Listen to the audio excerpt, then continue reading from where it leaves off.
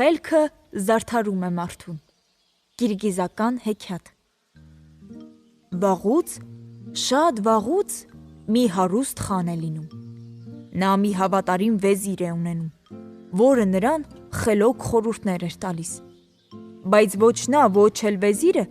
երկար ժամանակ երեխա չէին ունենում։ Սակայն Աստված չէր ուզում, որ նրանք մնան անզավակ։ Մի օր խանի կինը տղա է ունենում, իսկ վեզիրինը աղջիկ։ Գալիս է ժամանակը և ծնողները պսակում են տղային ու աղջկան։ Խանի տղան, Մենեթեբեկը, իր խելքով աչքի չէր ընկնում, բայց վեզիրի աղջիկը, Աքիլջան, խելոք, բարի ու մեղմ աղջիկ էր։ Մի օր խանի տղան որս է անում լճակի մոտ։ Նրա բազեն փոխանակ բադերի ետևից թռչելու դեպի լեռներն է գնում ու իջնում մենավոր մի յուրտի վրա։ Մենեթեբեկը վազում է իր բազեի ետևից։ Հասնելով յուրտին, նա ձայն է տալիս. «Հեյ, էստեղ ով է ապրում»։ «Ես եմ ապրում», պատասխանում է ինչ-որ ձայն։ «Բռնիր բազեին ու տուր ինձ»։ Եթե քեզ այդքան մեծ մարդ ես համարում, որ հրամայում ես, ապա չպետք է վեզիրի աղջկա հետ ամուսնանայիր։ Այ էնտեղ լեռների մյուս կողմը Ուզյուր քաղաքում մի գեղեցկուհի է ապրում։ Նա խանի աղջիկ է, անունն էլ Ջանաթ է։ Եթե իսկապես քեզ ուժեղ մարդ ես համարում, փորձիր ամուսնանալ նրա հետ։ Մենեթեբեկը տուն է գալիս։ Կնոջը իր մոտ է կանչում ու ամեն ինչ պատմում։ Հետո ասում է. «Ես քեզ հետ այլևս ապրել չեմ ուզում։ Ես ոչ թե վեզիրի, այլ խանի աղջկա հետ պիտի ամուսնանայի։ Հիմա ես էդպես էլ կանեմ»։ Հենց նույն օրը Մենեթեբեկը ճանապարհ է ընկնում գեղեցկուհի Ջանաթային փնտրելու։ Գնում է օրեր ու գիշերներ, կտրում անցնում է հովիտներ, բարձրանում է լեռները, իջնում կիրճերը, չի ուտում, չի խմում, շատ է նիհարում, իսկ ձին բոլորովին հալից ընկնում է։ Ուղիղ 90 օր հետո նա հասնում է այն քաղաքը, որտեղ ապրում էր գեղեցկուհի Ջանաթը։ Խանի պալատի դարպասի վերևը Մենեթեբեկը կարդում է. «Ով կարողանա մի գիշերվա մեջ 3 անգամ գեղեցկուհի Ջանաթին խոսեցնել, կամուսնանա նրա հետ, իսկ եթե չկարողանա, վիզը կկտրեն»։ Պալատի պահապանները գոմ են տանում Մենեթեբեկի ձին, իսկ իրեն մի լավ կերակրում են, հանգստանալու տեղ են տալիս, իսկ երեկոյան տանում են Ջանաթի մոտ։ Մենեթեբեկը ողջունում է գեղեցկուհուն ու սկսում պատմել իր մասին, սկսած իր ծննդյան օրից ու վերջացնում, թե ինչպես է հասել այստեղ։ Այսպես նա մինչև առավոտ խոսում է, իսկ Ջանաթը լուռ լսում։ Շուտով օրը սկսում է բացվել, արտույտները երգում են, և հենց այդ պահին հնչում է խանի պալատի զանգերը։ Երեկվա ջիգիթը չկարողացավ Ջանաթին խոսեցնել, ուրեմն պիտի մահապատժի ենթարկվի, հայտնում է խանի մունետիկը։ Մինչև մահապատիժը Մենեթեբեկին գցում են զնդանը։ Ջանաթի մոտ մի բարի կին է ծառայում։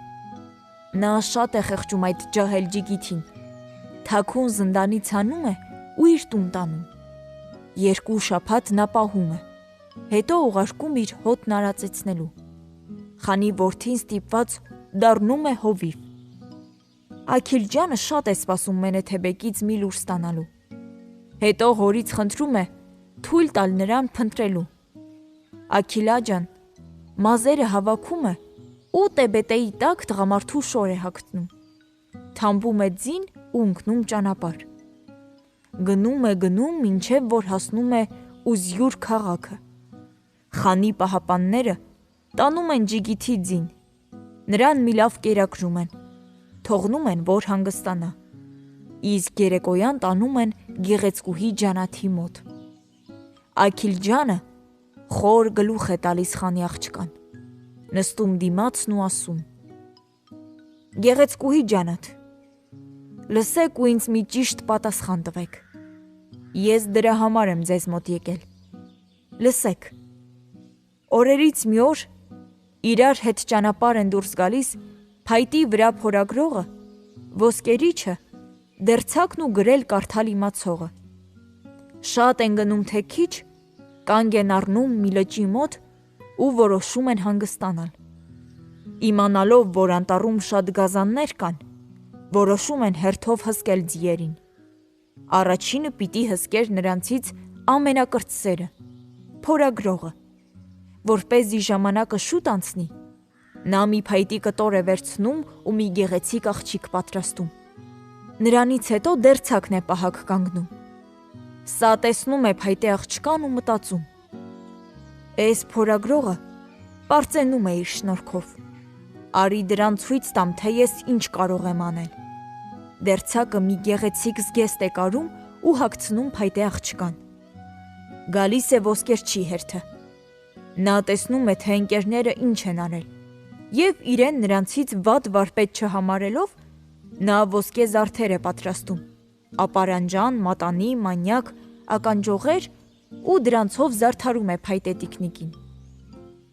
Նա չի մոռանում նույնիսկ տիկնիկի հագուստի համար կոճակներ պատրաստել։ Գալիս է հիմա էլ գիտունի հերթը։ Տեսնում է անկենդան գեղեցկուհուն և որոշում է իր շնորհքը ցույց տալ։ Իրեն հայտնի կախարդական խոսքերով նա կենդանություն է տալիս աղջկան։ Առավոտյան 4-ն էլ սկսում են վիճել։ Ամեն մեկը ցանկանում է ապացուցել, որ գեղեցկուհին իրեն է պատկանում։ Հոգնելով վիճելուց, նրանք որոշում են դիմել իմաստուն ծերերին։ Իմաստունները միաձայն ասում են. նա պատկանում է փորագրողին, որը քանդակել է։ Իսկ դուք ինչ կասեք, ջանաթ։ Ջանաթը չի դիմանում։ Անարդար որոշումը զարմացնում է և նա բացականչում է. ոչ, նա պատկանում է գիտունին, որը նրան կյանք է պարգևել։ Հենց այդ պահին հնչում է զանգի ձայնը։ Այդ ձայնը տարածվում է ամբողջ քաղաքով։ Դա նշանակում է, որ ջանաթը խոսել է։ Իսկ Աքիլաջան արդեն սկսել էր մի ուրիշ պատմություն պատմել։ Ժամանակով լինում է մի մարդ։ Այս մարդը ունենում է 3 տղա։ 3-ն էլ սիրահարվում են մի գեղեցկուհու։ Դժվար է ասել, թե այդ եղբայրներից որն է ավելի արժանի այդ աղջկա սիրուն։ Հայրը իր տղաներին 1000 ոսկի է տալիս և ասում. թող ամեն մեկդ մի բան առնի։ Ում արածը ամենից գեղեցիկ և օգտակար լինի, աղջիկը նրան էլ կպատկանի։ 3 եղբայրները մի մեծ քաղաք են գալիս։ Ավագ եղբայրը մի գորգ է առնում։ Այդ գորգի վրա նստած մի օրում կարելի էր այնքան տեղ թռչել, որքան տուլպարը կարող էր անցնել 40 օրում։ Միջնեկը առնում է մի հայելի, որը ցույց էր տալիս այն ամենը, ինչ լինում էր աշխարհիս վրա ամեն օր։ Կրտսերը առնում է մի այնպիսի խնձոր, որը կարող էր մարդուս բուժել ու փրկել մահից։ Տուն վերադառնալուց նրանք իրար պատմում են իրենց արածները։ Դե եղբայրս, արի հայլու մեջ նայենք։ Նայենք ու տեսնենք, թե մեր այլում ինչ են անում, ասում է ավագը։ Նայում են հայելուն ու տեսնում, որ իրենց սիրած գեղեցկուհին մեռնում է։ Եղբայրները նստում են խալու վրա և անմիջապես այլ սլանում։ Աղջիկը իսկապես որ այդ ժամանակ մահամերձ պառկած էր։ Կրտսերը նրան տալիս է անմահական խնձորը։ Աղջիկը կծում է, թե չէ, բացում է աչքերն ու ասում. այս ինչ խորն էի քնել։ Այստեղ 3 եղբայրները սկսում են վիճել, թե իր փրկության համար աղջիկը ում է պարտական։ Ամեն մեկը իրենն է պնդում։ Նրանց օգնության են շուտով գալիս իմաստուն ծերերը։ Մեկ մարդու պես նրանք հայտարարում են. աղջկա հետ պետք է ամուսնանա հայելու տերը։ Այստեղ լրակյաց ջանաթը նորից բարկանում է ու ասում. աղջիկը պիտի ամուսնանա նրա հետ, ով նրա կյանքը փրկել է։ Չէ որ աղջիկը խնձորը կերել է, իսկ հայելին ու գորգը ոնց որ կային, այնպես էլ մնացել են։ Շուտով հնչում է զանգի երկրորդ զարկը։ Այս անգամ զանգը նույնպես հայտարարում է, որ ջանաթը խոսել է արդեն երկրորդ անգամ։ Մարդիկ քաղաքում արդեն խոսում են այն անհայտ քաջ երիտասարդի մասին, որը կարողացել է 2 անգամ արդեն պատասխան ստանալ համառ ջանաթից։ Իսկ մինչ այդ Աքիլջանն արդեն սկսում է նոր պատմությունը։ Գողը, ըմբիշն ու հայտնի վազողը ճանապարհին հանդիպում են իրար և այլներից մեկում իմանում, որ էնտեղ մի ջահել աղջկա զորով ամուսնացում են ծերուկի հետ։ Խեղճ աղջկա արցունքները այնպես են ազդում մեր այս ճամփորդների վրա, որ սրանք որոշում են աղջկան ազատել։ Բայց ինչպես անել։ Ես կմտնեմ յուրտը ու կգողանամ նրան, ասում է գողը։ Նա անմիջապես կանացի մի զգեստ է թռցնում, փոխում է իր շորերը, մտնում է հարսի յուրտը և թաքուն դուրս հանում։ Վազողը գրկում է աղջկան ու փոթորկի նման սլանում է։ Նրանց սկսում են հետապնդել, բայց ըմբիշը կանգնեցնում է հետապնդողներին ու մեկ-մեկ ձիերից ցած նետում։ Եվ ոչ ոքի չի թողնում, որ նրանց հետապնդեն և աղջկան ետ տանեն։ 3 ուղեկիցները վերադառնում են տուն, ու նրանց միջև այս անգամ վեճ է սկսում։ Նրանցից յուրաքանչյուրը աղջկան իրենն է համարում։ Տեսնելով, որ վեճը չի վերջանում, դիմում են իմաստուն ծերերին։ Նրանք պետք է որոշեին, թե աղջիկը ում է պատկանում։ Աղջիկը պատկանում է գողին, ով նրան փախցրեց ու փրկեց այդտեղից։ Սրան դուք ինչ կասեք, ջանաթ։ Ջանաթը նորից չի համբերում և անմիջապես պատասխանում է. Ոչ, աղջիկը պատկանում է վազողին։ Նա է աղջկան գրկել ու փախցրել այդտեղից։ Շուտով հնչում է զանգի 3-րդ հարվածը, որը հայտնում է, թե ջիգիթը ստիպել է գեղեցկուհի ջանաթին խոսել արդեն 3-րդ անգամ։ Քաղաքն իրար է խառնվում, չէ որ բոլորն էլ գիտեին, թե խանի պալատի դարպասին ինչ է գրված։ Հիմա ջանաթը պիտի ամուսնանա այդ ջիգիթի հետ։ Աքիլջանը չի հայտնում իր ով լինելը, և գեղեցկուհուն ասում է. Մինչև քեզ հետ ամուսնանալը, ես պետք է շրջեմ ձեր երկրում, նայեմ ժողովրդին, լինեմ նրանց քաղաքներում, տեսնեմ, թե ինչպես են ապրում։ Ջանաթը համաձայնում է։ Աքիլջանը նստում է ձին ու գնում է փնտրելու իր ամուսնու։ Շատ է փնտրում, թե քիչ, ի վերջո Մենեթեբեկին գտնում է հովվություն անելիս։ Նա այլևս խանի որդու նման չէր, մազերը երկարել էին, հագուստները պատառոտվել, ինքն էլ շատ էր նիհարել։ Աքիլջանը անմիջապես ճանաչում է ամուսնուն, բայց չի ասում իր ով լինելը։ Աքիլջանը նրան տալիս է տղամարդու հագուստը, իսկ ցնցոտիները վերցնում իրեն։ Դու հիմա շատ նմանվեցիր ինձ։ Ջանաթը կամուսնանա քեզ հետ, ասում է Աքիլջանը։ Եվ թողնելով Մենեթեբեկին, Աքիլջանը վերադառնում է տուն։ Այնպես էլ նրան չի ասում, թե ինքը ով էր։ Մենեթեբեկը ամուսնանում է գեղեցկուհի ջանաթի հետ։ Անցնում է որոշ ժամանակ։ Մի օր նվերներով ջանաթը գնում է իր ամուսնու ծնողների մոտ։ Մեծ թոյում շատ ժողովուրդ էր հավաքված։ Գալիս է նաև Աքիլջանը։ Տեսնելով նրան, Մենեթեբեկը գոռում է. Սրան ներս մի թողեք, թող գնա ու կորչի։